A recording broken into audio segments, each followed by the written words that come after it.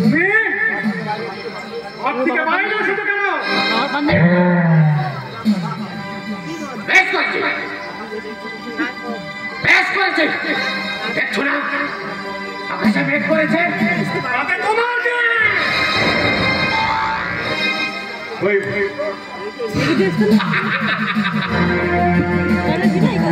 ওই চাতক পাখিরা ফটিক জল করে আত্মরাজ করছে। কতদিন পরে ওদের তৃষ্ণার নিবারণ হবে, তাই আনন্দ হচ্ছে। ঘরের ভেতরে যাও।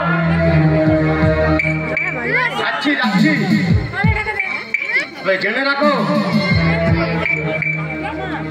মহাপ্রলয় হতে আর বেশি দেরি নেই। ওই যে দেখতে পাচ্ছ বট গাছটা মাথা উঁচু করে দাঁড়িয়ে আছে। ও ভাবছে কোনদিন ওকে কেউ স্পর্শ করতে পারবে না। তো বট গাছটা জানে না মহাপ্রলয়ের পর ওনার কোনো অস্তিত্বই থাকবে না, সব ধ্বংস হয়ে যাবে।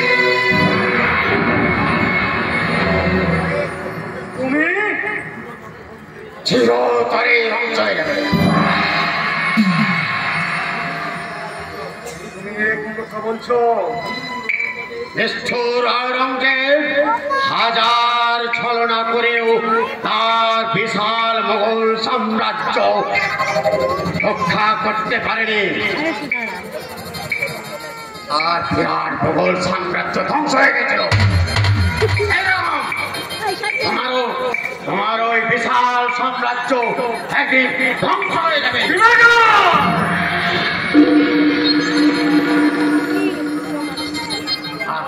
সেদিন আমি মনের আনন্দে নাচবো, হাসবো, গাইবো।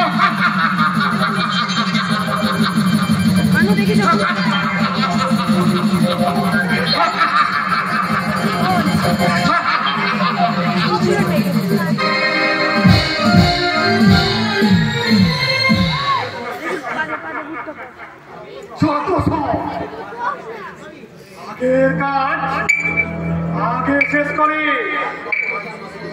তারপর না হয় তোমাকে দেখবো।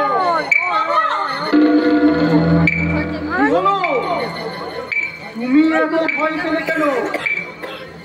এই মজুমদার বাড়ির বউ হয়ে তুমি এরকম ভয় পাচ্ছ? না, এই ভীরুতা তোমার মোটেও শোভা পায় না বৌমা।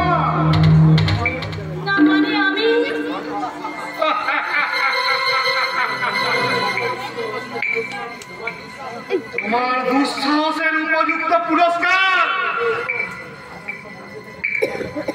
আমি তোমাকে দেব। আদর্শের বোম্বে দিকে ফিরতে এখনো 2-4 দিন দেরি আছে। আমার কাছে কোন দেখা আমি তোমাকে ঘোড়া ধাক্কা দিয়ে এই বাড়ি থেকে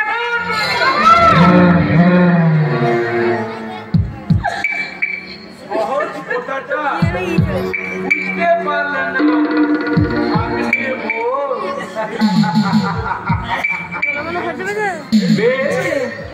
আমি বুঝিয়ে বলছি। জামাইবাবু চান না তুমি আর এক মুহূর্ত এই বাড়িতে থাকো। কি আমি ঠিক বলছি তো জামাইবাবু? ঠিকই বলছো। আজই ওকে বাবা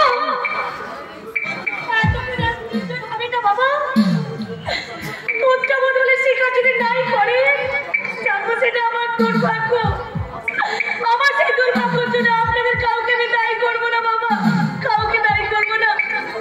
শুধু দয়া করে এই বাড়িতে আমাকে থাকতে দিন বাবা, থাকতে দিন। কিসের অধিকারে থাকবে তুমি? আমি জানি না, শুধু এইটুকু জানি মেয়েদের কাছে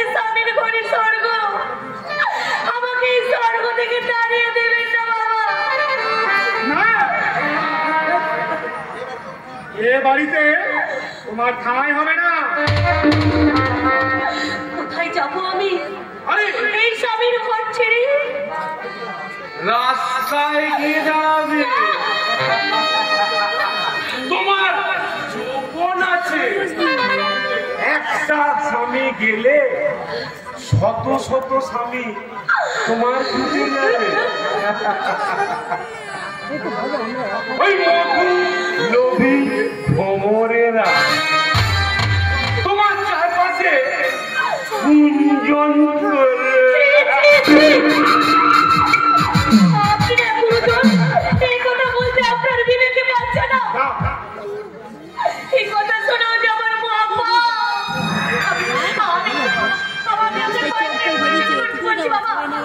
আমাকে তাড়িয়ে দেবেন না বাবা, তাড়িয়ে দেবেন না। আমি আপনাকে কথা দিচ্ছি বাবা, এই সংসারে আমি পুত্রবধূ বলে কোনোদিন দাবি করবো না। আপনাদের সবার সাথে এই টোকাটা আমি কুড়িয়ে খাবো, তবু আমাকে দয়া করে বাড়ি থেকে তাড়িয়ে দেবেন না।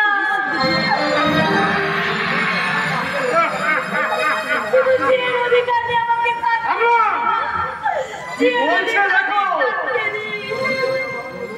বলুন জামাইবাবু, তুমি কি পাথর হয়ে গেলে নাকি?